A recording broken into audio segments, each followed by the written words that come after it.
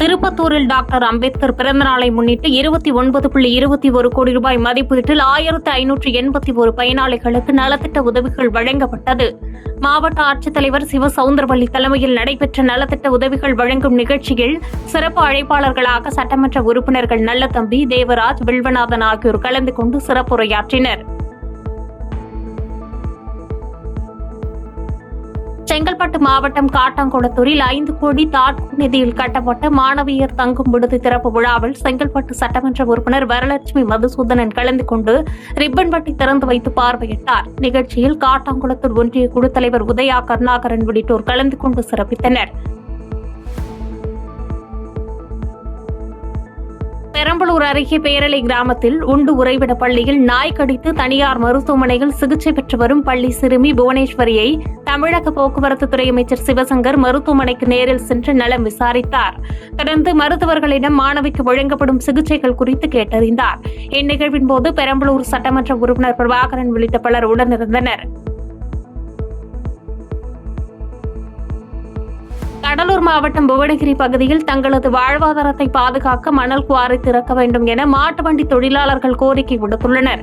மேலும் தமிழக அரசு உரிய நடவடிக்கை எடுக்காவிட்டால் மாட்டு வண்டி தொழிலாளர்களை ஒருங்கிணைத்து மாபெரும் போராட்டம் நடத்தப் போவதாக எச்சரிக்கை விடுத்துள்ளனர்.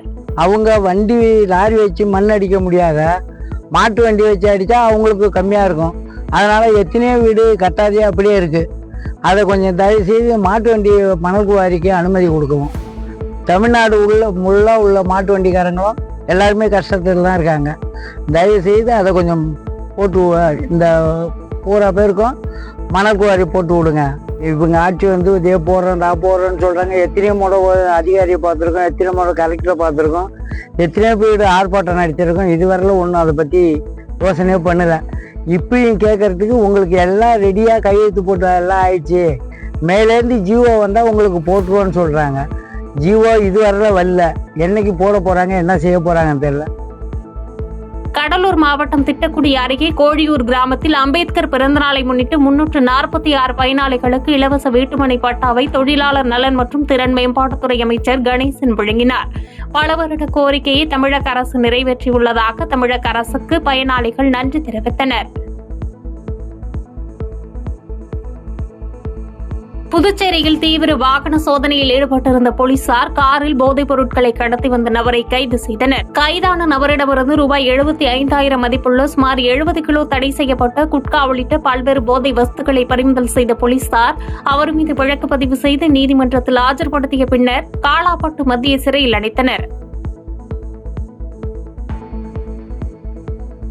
நெல்லை மாவட்டம் சேரன் மகாதேவி அருகே கரிசல்பட்டி என்ற பகுதியில் கோழிப்பண்ணையின் கூடாரம் இடிந்து விழுந்ததில் பண்ணையில் வளர்ப்புக்காக இருந்த சுமார் 2 லட்சம் மதிப்புள்ள 3000 கோழி குஞ்சுகள் இறந்தன. கனமழை மற்றும் சூறைக்காற்று காரணமாக இச்சம்பவம் நிகழ்ந்துள்ளதாக தகவல் வெளியாகியுள்ளது. தருமபுரி மாவட்டம் ஒகேனக்கல் காவிரி ஆற்று பகுதியில் குளித்த 2 பள்ளி சிறுமிகள் நீரில் மூழ்கி உயிரிழந்த சம்பவம் சோகத்தை ஏற்படுத்தியுள்ளது. ஒகேனக்கலுக்கு சுற்றுலா வந்தபோது நிகழ்ந்த இந்த சம்பவத்தை தொடர்ந்து இருவரது உடலையும் கைப்பற்றிய போலீசார் வழக்கு பதிவு செய்து விசாரித்து வருகின்றனர்.